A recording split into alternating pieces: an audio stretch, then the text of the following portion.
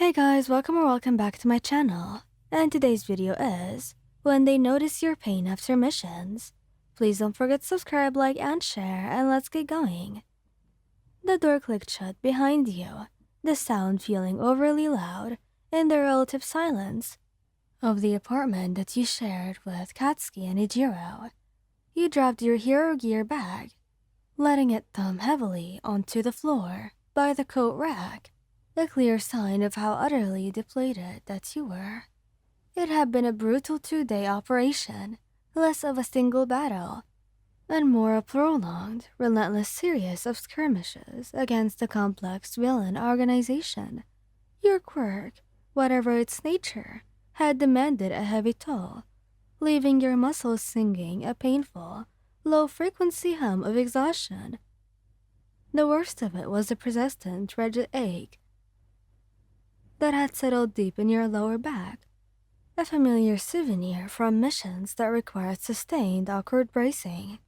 You trudged into the main living area, the apartment's cozy warmth, a stark contrast to the gritty, cold urban sprawl that you just left. You hadn't even made it 3 steps before a warm, strong hand was on your arm, and the familiar rumble of concern vibrated through your chest. "Welcome back, Ryan," Kirishima murmured, turning you gently so he could examine your face. His scarlet eyes, usually sparkling with infectious energy, were stuffed with immediate worry. "Man, you look like you wrestled the truck and the truck won. What happened?" You tried for a breezy smile, but it felt thin and watery. "Just a lot of heavy lifting. And a lot of dodging, the usual." Before he could offer another strained lie, a second presence made itself known. Bakugo had been sprawled on the couch, reviewing something on his tablet, but he was up in a flash. He didn't ask, he simply saw. He took one look at the way you were favoring your left side, and the tension around your mouth, and his jaw clenched. There was no anger, just a deep, centered intensity that always told you how much he cared.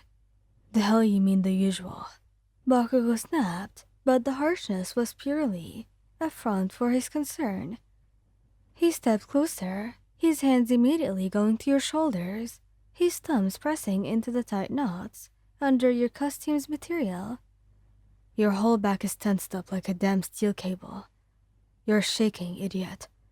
Kirishima, ever the empathetic rock, moved to your other side, helping Bakugo gently guide you towards the couch. "Come on, sit down, babe. Let's get that gear off you," Kirishima said, his voice lowering to a soothing octave. He started carefully working the fastenings on your upper armor, his fingers nimble and surprisingly delicate. He finally let the facade crumble, sighing out a shaky breath as you collapsed onto the cushions. "God, thank you. I didn't realize how much I was holding it together." Bakugo was already in the bedroom, and returned seconds later with a faded but ridiculously soft UA gem shirt, one of his. It smelled faintly of cinnamon and smoke, and also a pair of fuzzy sweatpants. He didn't say a word, simply tossing them onto your lap before going straight for the medical supplies kit. "You're gonna get a hot shower, then we're dealing with this back of yours," he stated, ripping open a heat pack and activating it with a familiar tiny pop.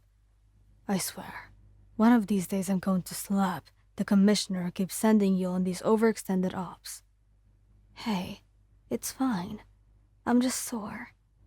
"I'm going to give you 10 minutes. Go shower and use the mint soap. It helps with muscle ache. Then get your ass out here." He did as instructed, the steaming water washing away the grime and the tension just slightly. The moment he appeared, both men were waiting for you. "Let's go. I'm starving. And that ramen shop closes early on Sundays. I'm gonna give you a hoodie because it's cold. Come on." The ramen shop was small, bustling, and wonderfully noisy.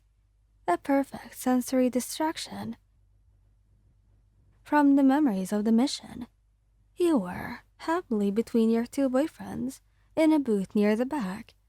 You had barely finished the first third of your steaming bowl of spicy tonkatsu when Bakugo, without even looking, snagged a piece of meat from his own bowl with his chopsticks and dropped it expertly into yours. "Eat up, damn it, and don't inhale it," he instructed, taking a loud slurp from his own noodles. Kirishima nudged your knee gently under the table. "You look like you've come to life. Seriously. See? Ramen fixes everything. But really, how's your back feeling now? Honest answer." You took a moment to savor the bite of the meat, then looked at them, a deep wave of affection washing over you. "Honestly, incredible. That shower was really needed. And the hot packs as well." Kirishima squeezed your hand, his gaze earnest. "Good. Because we meant it. Anytime, any mission. You can always come home to us. We've got you." Bakugo reached over and placed his free hand right on top of yours, linking your fingers into a strong knot. "Don't hold back with us," he commanded, his voice serious despite the public setting. "You push yourself way too hard, Wayan. You have us to rely on, so use us. That's what this is for, you idiot. Now stop talking and eat before the noodles get soggy." The two of them sat there, your protectors and your loves, their presence grounding you firmly in the simple, wonderful reality of your life together. You were sore, for sure, but you were home, fed, and surrounded by unconditional love, and also taken care of.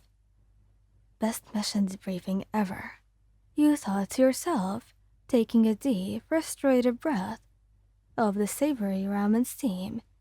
And even though the shower was really needed, you never would have thought that them taking you to a ramen place would actually calm you down this much and take your mind off of the tension that was going on in your back. Thank you guys for listening. I hope you liked this video. Please don't forget to subscribe, like, and share. And goodbye!